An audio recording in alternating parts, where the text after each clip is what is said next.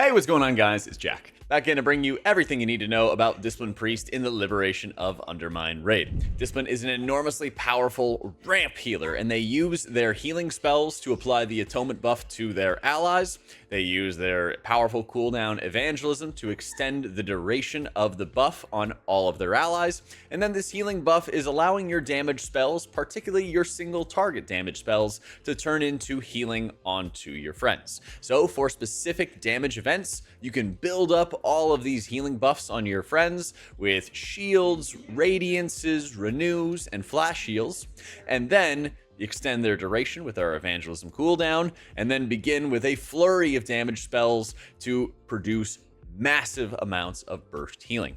The spec is going to be playing both Voidweaver and Oracle hero talents. Voidweaver is excellent for very punchy, bursty events where you want to quickly apply a lot of atonements and consistently apply them around 30-second cooldowns or so, while Oracle really shines with having larger raid sizes, particularly like 30-man raid sizes. It's very good for, and for events where you might need more minute-and-a-half-esque timers, where you want to have very large bursts on less consistent or less frequent damage events. Before we get into the nitty-gritty for the rotation, I want to talk about the talents really quickly, as there's a couple of key passives that will make a lot more sense once you see the rotation.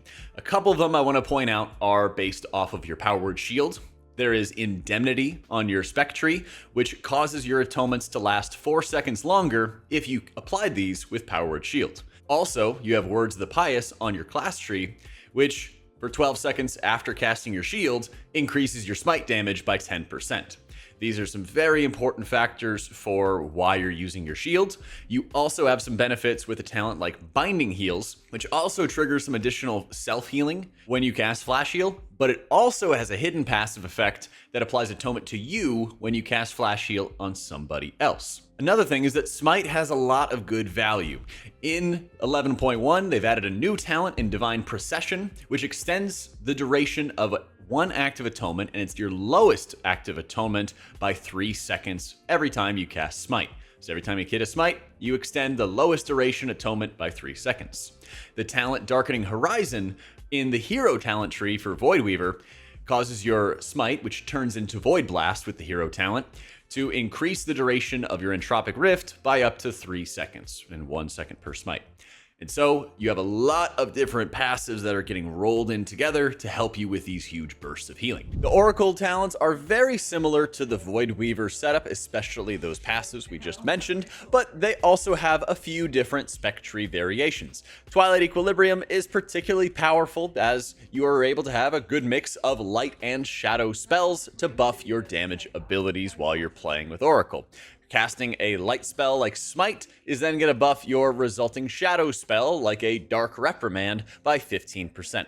Once you complete that Dark Reprimand cast, your next light spell, like a Smite, is then going to be buffed by 15%. You also have a talent called Miraculous Recovery in your hero talent for oracles, and when you import this build, it will appear as red. This is on purpose, as having instant cast radiances with the other talent that Miraculous Recovery shares a node with actually results in lower atonement uptime. Assuming you can stand still and hard cast the radiance, you would prefer to do that since the atonement is applied at the end of the GCD rather than applying it at the beginning of the GCD, causing you to wait an extra second before casting another spell. So what's our rotation actually look like?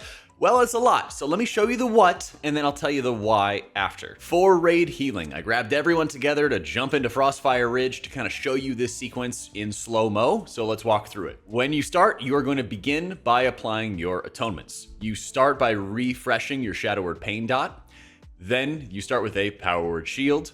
This is a longer atonement duration, thanks to that Indemnity talent we talked about. Then you want to cast 6 Renews, and you're going to just single target, hit Renews onto players. When it comes to your priority here, if you know that range players are pretty spread out in this fight, it might be a good thing to individually apply Renews to them, and we'll talk about that in just a second. After that, you want to cast a Flash Heal. This is going to apply atonements to your target, and it's going to apply atonement to yourself at the exact same time, thanks to that Binding Heal passive. Then you cast Power Word Shield to wrap up your 10th atonement applied. Not only is this a longer atonement, like we mentioned, but it also is going to activate the Words of the Pious buff, so your smites are going to be stronger later on down the line. So right here, you've applied 10 atonements to your allies, and the goal is, of course, to have 20 atonements onto the raid before we use our major cooldown. So you individually are applying these 10 atonements, and then you follow through by casting Power Word Radiance back to back. These are all of your atonement generating abilities. You have Shield, Renew, Flash Heal, and Power Word Radiance. You save the Power Word Radiances for the end because they have a lower atonement duration than the single target atonements. So you want to make sure you apply the single target atonements first, follow up with back-to-back Radiance casts, and I always like to cast one on ranged and then one on melee so that there's a good chance that the bounce from Radiance is going to be hitting different players so that you can kind of cast them back-to-back without having to worry about recasting if you're casting on somebody who gained atonement from your first cast. So you've applied 20 atonements. Then you need to extend the duration of them with Evangelism. This extends the duration of your atonements by 6 seconds. Then follow it up with your Void Wraith into Mind Blast, Penance. If you're in Execute, you can use Shadow or Death. If not, just keep on casting Void Blast until Penance comes back off cooldown. So there's a lot of passives in applying atonements, which we just talked about. Let's talk about the passives for the damage side. Starting it off, Void Wraith has many names. It could be your Mindbender, your Shadow Fiend if it has a longer cooldown, your Squid, it's got a lot of names, okay? When you activate your pet, you probably are going to be playing with Mindbender for most of the fights in Liberation of Undermine. There might be some fights where you play a 1.5-minute timer, but when you're playing Voidweaver, it is the Void Wraith. You activate your Void Wraith, and then it changes your penance to become Dark Reprimand, which is a dark spell. It also gains you Shadow Covenant, which buffs the damage of all your shadow spells. And so, you are activating your pet first, casting Mind Blast, which is a shadow spell, and it also extends the duration of your Shadow Covenant, thanks to another passive talent called Inescapable Torment. It also triggers an extra attack for your pet, so your pet might disappear on you. That's normal. Then you hit your Penance, which is usually your high healing ability, your super hard hitting ability. And this is buffed by another passive called Harsh Discipline, which after you cast Radiance is sending 2 extra bolts to your next Penance cast. They've changed this in 11.1 so that it's giving you a max of 2 extra bolts for your next cast. But if you cast 2 Radiances back to back, then your second Penance cast is also going to be buffed by 2 bolts. So both of these Penance casts are very, very valuable in terms of your overall healing. So you have the Mind Blast, a buffed up Penance, follow up with Void Blasts, and then if you're forced to move, it's really good to use Shadow or Death, but if you're focusing on maximum healing, you'll want to cast those Void Blasts until you get your Penance, or your Dark Reprimand, as they call it, back off cooldown once again. Keep in mind that the more that you're casting these smites, the more you're extending the duration of your atonements, and so it's incredibly important to continuously be slamming smites until your rift, your entropic rift from your Voidweaver hero talents is gone. So every time you cast your Mind Blast, it transforms your smite into a dark spell, Void Blast, and you continuously are casting smite to extend its duration until it explodes, goes underneath, whatever your target is. It explodes, does damage. That damage converts into healing on atonement. So this was a lot for our evangelism ramp, and we're going to go a little quicker through the other versions. Now that you're understanding these fundamentals, in a situation where you do not have evangelism, you could still have both charges of your Powered Radiance, and you could still apply a lot of atonements to your group. So in Downtime, you're going to have a very similar sequence where you will have your Void Wraith back, and you'll have 2 Powered Radiance charges, and you can start doing a ton of healing. You're going to start once again with refreshing your Shadow or Pain, cast your shield, 6 renews, flash heal, and then another shield. This is going to apply 10 individual atonements. Follow it up with your Void Wraith, which you got to do earlier this time, since you don't have an extended duration for your atonements, because you don't have evangelism to help. Then you'll hit Radiance twice, into Mind Blast, into Penance, into the Void Bolts, and more Penance. This is what they call a mini ramp, since you don't have access to evangelism to extend its duration, and you can pretty much do these on cooldown when you have your Void Wraith. Your Void Wraith with Mindbender Talented is going to be a 30-second cooldown. Evangelism's a 1.5-minute cooldown. You can fit 2 more Void Wraiths before you need to hold on to your Void Wraith for your next cast of Evangelism. You also are going to have a lot of Mind Blast cooldowns. These are good to have whenever you can just fit in some extra damage here and there. Mind Blast cooldown is reduced by your haste, so it's pretty easy to get some of these casts in and just do some extra damage, keep some tank healing going onto your allies. That's usually what you kind of do in downtime, is just keep up Atonement. If you know you're not going to cast, both your Radiance charges for a while, you can just freely send your Mind Blast for extra DPS on the boss. It's great to do. The final sequence is going to be using Ultimate Penitence. There's a 4-minute cooldown, causes you to rise into the air and start firing off all of these bolts onto enemies. What you want to do here is you want to take advantage of the Uppies talent passive that is right below it, called Overloaded with Light. This is going to apply 10 atonements for you automatically once you just activate the Ultimate Penitence ability. So all you have to do here is, once again, refresh your Shadow or Pain, or make sure it has a long duration, hit shield, 2 renews, and a flash shield. That's going to apply 5 atonements for you. You take a Radiance, that's 10 atonements.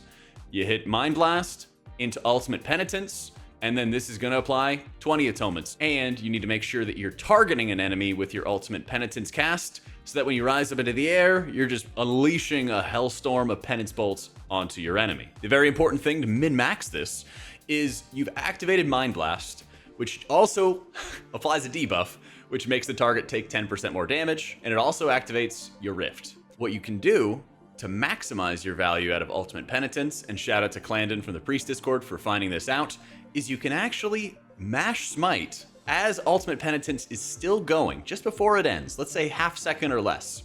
You can actually hit the Void Blast, cancel the effect of Ultimate Penitence, but cast a Void Blast as you're falling from the sky, and that Void Blast is going to be more damage than finishing the last half second of the Ultimate Penitence channel. So if you can cut it really close, it's some really nice value, then follow it up with the Penance, and then another Void Blast until your atonements have fallen off. So there's a lot to Disc in terms of its ramping capabilities, but that's why I wanted to talk about some of these passive effects that drive your decision making and why you are doing what you are doing. Once again, a lot of your healing is coming from setup, and a lot of it is coming from making sure you have your Void Wraith or your Mind Blast or both. So as a result, when you are spending your mana, it's usually on individual atonements, the renews, the shields, things like that. And so your limit on how much you can ramp is going to be based off your mana and some of the fight timers. Whenever you're progressing and getting started on these fights, it's the most important thing to figure out your Uppies ramp and your Evangelism ramp. And then as you get comfortable with those, you start seeing where you can take advantage of fitting in extra Radiances and fitting in these faster mini ramps to get some extra healing onto your allies. I would highly recommend checking out my written guide on Wowhead, as there's more elaborate write-ups for why you're doing what you're doing that might help you out along your journey. Oracle's raid rotation is fairly similar to Voidweaver's, especially when it comes to your atonement application. You want to begin with a Power Word Shield, followed up by your 6 renews. If you have larger raid sizes, you can apply a couple more renews if you can fit them in, followed up by a flash heal into a Power Word Shield. That'll then apply your 10 atonements. You'll apply 10 more with back-to-back Radiance casts, follow up with extending their duration with Evangelism, activate your Shadow Fiend, follow it up with Mind Blast. This is going to apply that Schism incoming damage buff, and then this is where you take advantage of Premonition. Premonition starts with the Insight cycle, so this will give you cooldown reduction for your following spells. You activate that ability, then you cast a Smite, and then activate your Premonition of Piety at the same time. With your hero talents, you are having a 45-second cooldown, which then having 2 of those buffs, 2 of those charges in Insight and Piety, is then going to align perfectly with your 1.5-minute cooldown out of Shadow Fiend. Once you do so, then you are having cooldown reduction and healing increased, and then you can cast your Dark Reprimand Penance. And what you'll do is you'll alternate between Penance and Smite over and over again with your Insight. Every Penance is then getting its cooldown reset. You follow up with a Smite to get the Twilight Equilibrium buff, and follow up with a Penance once again until you have completed all of your Penance casts possible, and then you cast a Penance into a Smite into a Shadow Word Death. When you don't have Shadow Fiend or your Premonitions, then you're going to have a pretty basic mini ramp where you shield, use renews, and double Radiance to apply 10 atonements, or as many as you can before the next damage event, follow up with your double Radiance casts, and follow up with Mind Blast into Smites and Penance as best you can. Your Oracle ramp is almost the same as the Voidweaver one, where you are applying 5 atonements with Shield, Renews into Flash Heal, then Radiance, Mind Blast, Ultimate Penitence, and then try to get that Smite cast a fraction of a second before your Ultimate Penitence channel ends. Now, these are a lot of ramp sequences for both Voidweaver and with Oracle, and the question is always coming up, what do you do in between these ramps? Well, big thing is looking at your Radiance cooldown, as you are predominantly doing most of your healing around your Power Word Radiance casts. Since they apply very heavy amounts of atonement to the raid, it stands to reason that's where you're going to really make a lot of your bread. When you play as Oracle, you're really just doing your healing around your Premonition cooldowns, and then trying to make sure you don't waste any Radiance casts. Often what you're going to find on encounters is that you are not always going to smite until your atonement sort of hit 0. You're usually going to be looking for the next damage event and how well they're going to align with your Radiance charges as best as you possibly can. And since Oracle in particular has really long atonement duration, you can start your ramps usually pretty quickly as soon as certain damage events are ending. This gives you enough breathing room to start watching for the next damage mechanics, start applying single atonements before your Radiances are off cooldown or as they're about to come off cooldown, and get yourself set up for success. You really want to be studying up on encounters, and we have a section in my written guides in the description down below, which breaks down what mechanics you want to start ramping for. And so you'll want to know to a T when you use your Shadow Fiend or Mindbender, and your Ultimate Penitence and Evangelism, and then in between, you want to make sure you're using both Radiance charges together whenever possible to produce good healing for the low to moderate levels of damage that you don't have cooldowns for. Now that you're familiar with what to press, let's talk about some of the other setup tools you have at your disposal. Gear-wise, you want to be focusing on highest eye level possible and lots of haste. Like, don't worry about diminishing returns, just get haste, okay? Haste makes everything about Disc feel way better. You look at the rotation list and you're like, wow, it's a lot of spells to cast and there's a lot of time and I don't want my atonements to run off. Haste fixes all of this. It is so powerful. It's so insanely helpful. Get more haste. Don't worry about DRs. After that, if you have to choose, try to keep a relative balance of crit and mastery. They don't have to be perfectly equal, but basically don't just only stack mastery after you've gotten all your haste you can get, you know. Keep that in mind. You want haste crit gear or you want haste mastery gear. Try to avoid burst gear as best you can. Our new tier set bonus is giving us the insurance buff onto our allies. This actually kind of ends up healing us a lot just because of how atonement works. So you kind of constantly have this insurance buff rolling on yourself, some better self-healing on yourself. That's cool. Your 4 set bonus is going to cause your shield, when it is completely absorbed, to apply assurance to your ally. Now you might think that you want to be casting shield on cooldown all the time, but you can't really do that in the ramp sequences that I just showed you, but it is something that you would want to be doing during downtime, and that is anytime that you are not using like Radiance casts, for example. And if you are using your Radiance casts, of course you want to make sure you're casting that shield beforehand for the Words of the Pious buff, but also finding a target where that shield is going to get fully absorbed. Tanks are always a great target for this. Now on to our cheat codes. There's a few things that even if you just walk in and you follow my guide so far to the letter, there's still different ways that you can maximize your output. 2 of them, in fact. First one is going to be having a good macro for your Smite. So the macro that I'm going to show you, and it's in the description as well, it's in my guides, it's there. Go grab it. What it's going to do for you is it's going to cause your Smite to not clip your penance. And what that means is while you're channeling penance, the global cooldown has reset, allowing you to cast another spell, but you're still channeling penance.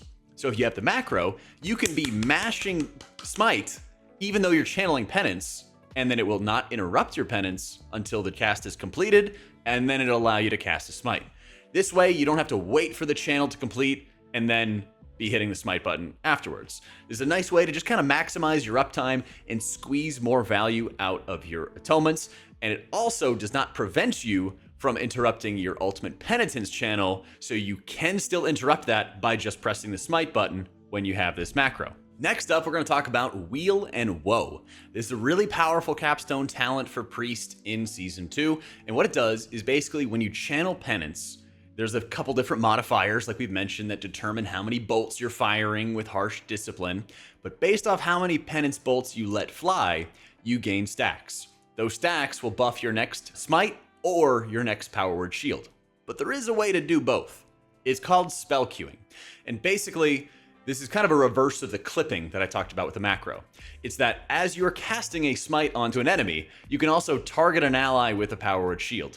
And so if they happen at a close enough level, you can actually force the shield buff for Wheel and Woe onto a target while still having the Smite buff onto the enemy. You get value from both of them, and you have really good spot healing in the process. So what happens when things don't go perfectly as planned and you can't sit in a nice pile of players when you're in Frostfire Ridge and everything's nice and sanitary? Well, let's talk about that.